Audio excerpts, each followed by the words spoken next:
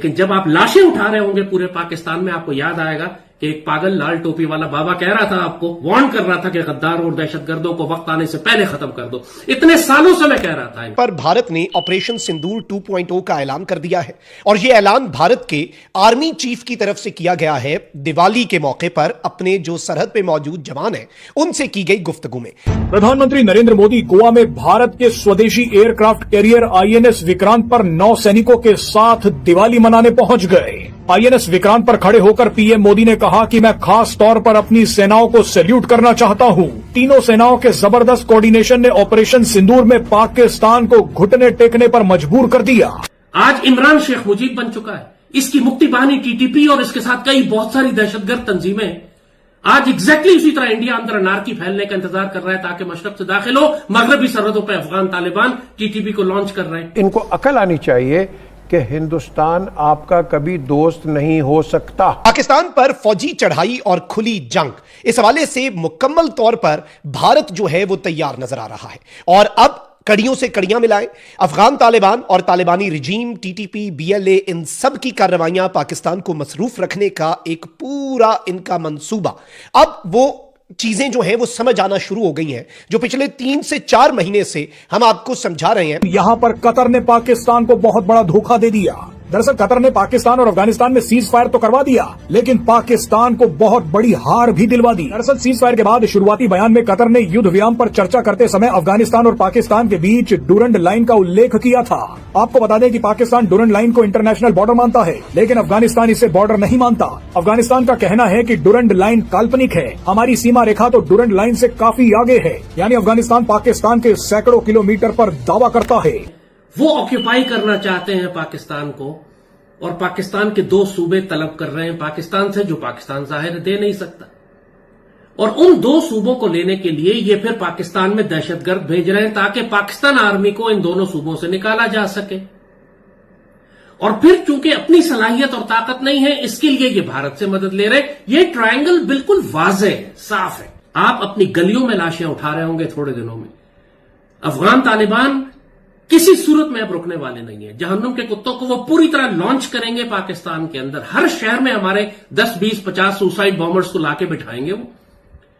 اور جب ان کے لیے انڈیا حملہ کرے گا مشرق کی جانب سے، جب پاکستان آرمی انگیج ہوگی پاکستان کے دفاع میں مشرقی سرحدوں پر، یہ پورے ملک میں آگ لگا دیں. گلی گلی لاشیں اٹھائیں گے آپ.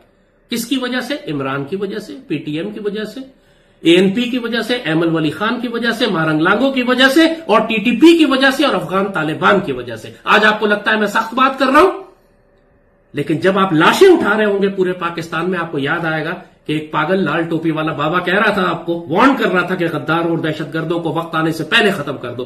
یہ افغان طالبان نے یہ بات کہی تھی کہ جب ہم پاکستان پر حملہ کریں گے تو ہمارے سارے جھنڈے، یعنی ہمارے کمیونزم کا جھنڈا بھی اور ہمارا سفید جھنڈا بھی، سب جھنڈے اسلام آباد پہ لگے ہوں گے، ہم سب مل کر پاکستان پر قبضہ کریں گے. پاکستان کے خلاف یہ متحد ہیں، پاکستان آرمی کے خلاف یہ متحد ہے. افغان طالبان کہتے ہیں ہم پاکستان میں کسی کو وزیر اعظم میں نہیں مانتے سوائے عمران کے. اس کا کیا مطلب ہے؟ بھارت کہتا ہے عمران ہمارا سب سے بڑا ایسٹ ہے، اس کے ذریعے ہم پاکستان کو ڈی اسٹیبلائز کریں گے، جیسے شیخ مجیب کے ذریعے انہوں نے کیا. جب کام ختم ہو گیا تو شیخ مجیب کو خود ہی قتل کروا دیا. عمران کا بھی ایسی یوزفل ایڈیٹ ہے، ڈسپوز کر دیا جائے گا بعد میں انڈیا کی طرف سے. دوستو جے ہند، راشٹر لوک ٹی وی میں آپ کا سواگت ہے. ابھی تک آپ نے ویڈیو کو لائک نہیں کیا ہو تو لائک کیجئے، ساتھ ہی چینل کو سبسکرائب ضرور کریں. چلیے چلتے ہیں ویڈیو کے آگے کی اور. وہ غدار جنہوں نے پاکستان توڑے وہ دونوں ونگز کے پرائم منسٹر بن گئے. مجیب ادھر بن گیا، بھٹو ادھر بن گیا. اب یہ ماڈل عمران کے سامنے ہے. تو عمران کا پلان یہ ہے، اور یہ اسی لیے آپ دیکھیں گے کہ TTP کو یہ بچاتا ہے کیونکہ TTP اس کی مکتی بہانی ہے، اور TTP کو بھارت بچاتا ہے کیونکہ بھارت وہ انڈین آرمی والا رول پلے کرے گی جو انہوں نے مکتی بہانی کے ساتھ کیا تھا. تو پاکستان کے اندر اس وقت ایگزیکٹلی مشرقی پاکستان والا سناریو بلڈ ہو رہا ہے. ایک عمران کا جو اگرتلا سازش تھی وہ 9 مئی کر کے یہ جیل میں چلا گیا. اب یہ جیل میں بیٹھا ہے اسی طرح جس طرح شیخ مجیب جیل میں بیٹھا تھا. وہاں سے بیٹھ کر یہ بغاوتیں کروا رہا ہے، ملک کے اندر انارکی کریٹ کر رہا ہے، فوج کے خلاف بیانیاں بنا رہا ہے. اور TTP اس کا ملیٹنٹ ونگ ہے، اور TTP کو اب بیکنگ مل گئی ہے پورے ایک ملک کی، افغانستان سے. اور خطرہ ہو گیا، مکتی بہانی کو انڈیا سے بیکنگ تھی، TTP کو افغانستان سے بیکنگ ہے. اس وقت انڈیا چاروں طرف سے مشرقی پاکستان کو گھیر کے بیٹھا تھا، اب پاکستان کی مشرقی سرحد پر انڈیا بیٹھا ہوا ہے، مغربی سرحد پر افغانستان اور TTP ہیں. اور پاکستان کے اندر اب اور بہت ساری پولیٹیکل فورسز آ گئی ہیں جو پاکستان توڑنے چاہتی ہیں، جو موبلائز کر رہی ہیں ایتھنک لائنز کے اوپر، جیسے منظور پشتین کی میں نے بات کی، مارنگ لانگو کی میں نے بات کی، اور دوسرے جو ایتھنو نیشنلسٹ ہیں جو پاکستان توڑنے کی بات کر رہے ہیں، ایمل ولی خان ہے جس طریقے سے عوامی نیشنل پارٹی ساری زندگی پختونستان بنانے کے لیے پاکستان توڑنے کی کوشش کرتی رہی.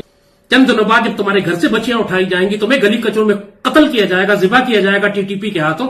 جب وہ مارنے آئیں گے نا، یہ نہیں دیکھیں گے کہ تم پی ٹی آئی کے ہو یا کس سیاسی جماعت کے ہو. سوسائڈ بامبنگ یہ نہیں دیکھتی، کار بامبنگ یہ نہیں دیکھتی. آج ہم تمہیں نصیحت کر رہے ہیں کہ ان غداروں کو وقت آنے سے پہلے دبوچ لو، اس سے پہلے کہ یہ تمہارے ہاتھ سے گیم نکل جائے. پاکستان آرمی کو بھی ہم یہی کہہ رہے ہیں. مشرقی پاکستان میں آپ کے ہاتھ سے گیم نکل گئی تھی.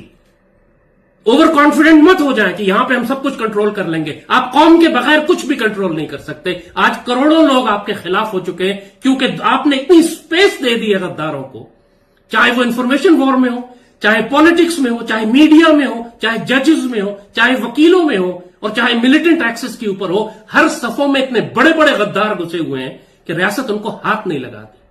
یہ لال مسجد کا مولوی لال مسجد کے بیچ میں بیٹھا ہوا ہے اور آپ کو ہم صاف بتا رہے ہیں کہ بہت بڑی بغاوت کی پلاننگ کی ہوئی ہے اس نے اسلام آباد کے اندر. کئی مدرسے ہیں اس کے پاس.